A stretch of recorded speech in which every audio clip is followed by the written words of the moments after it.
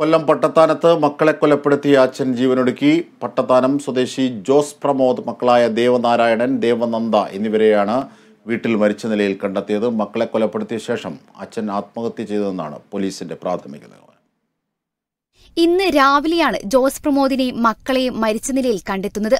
കഴിഞ്ഞ ദിവസം രാത്രി ജീവനൊടുക്കുകയാണെന്ന് പറഞ്ഞ ജോസ് പ്രമോദ് സഹോദരനും ഭാര്യയ്ക്ക് മൊബൈലിൽ സന്ദേശം അയച്ചിരുന്നു. കുട്ടികളെ സ്റ്റേക്കേസിന്റെ ഹാൻഡ് റെയിലിൽ കെട്ടിത്തൂക്കിയ നിലയിലും ജോസ് പ്രമോദ് മുറിയിൽ തൂങ്ങി മരിച്ച നിലയിലുമായിരുന്നു.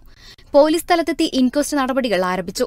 കുടുംബവഴക്കാകം കൊലപാതകത്തിലേക്കും ആത്മഹത്യയിലേക്കും നയിച്ചതെന്നാണ് പോലീസിന്റെ നിഗമനം. അതിനെ തൊട്ട് ഭീഷണി എന്ന് പറയുന്നത് പുറത്തുനിന്ന് കൊട്ടേഷൻ കൊടുത്ത ആൾക്കാരെ ഇറക്കി പ്രമോദനെ വധിക്കുന്നതിന് വേണ്ടിയുള്ള ഇതൊക്കെ ആയിരുന്നു. ഒരു സിനിമ സ്റ്റൈലിലായിരുന്നു അന്നത്തെ കാര്യങ്ങൾ നടന്നത്. പ്രമോദിന്റെ കൂട്ടുകാരാണ് പല ഭാഗങ്ങളിൽ നിന്നും അന്വേഷിച്ചത്. പ്രമോദ് പോലുള്ള എന്ത് കാര്യത്തിൽ നേരിടുന്നതാണ്. അപ്പോൾ ഇങ്ങനെ കാണിക്കണമെങ്കിൽ അവൻ കുറേ നാളായിട്ട് സഹിക്കുന്നതായിരിക്കും, അല്ലാതെ അങ്ങനെ ചെയ്യുന്നതല്ല. പോസ്റ്റ്മോർട്ടം നടപടികൾക്ക് ശേഷം മാത്രമേ മരണത്തെ സംബന്ധിച്ച കൂടുതൽ വിവരങ്ങൾ ലഭ്യമാകുകയുള്ളൂ എന്ന് പോലീസ് പറഞ്ഞു. കേരള വിഷൻ ന്യൂസ്, കൊല്ലം.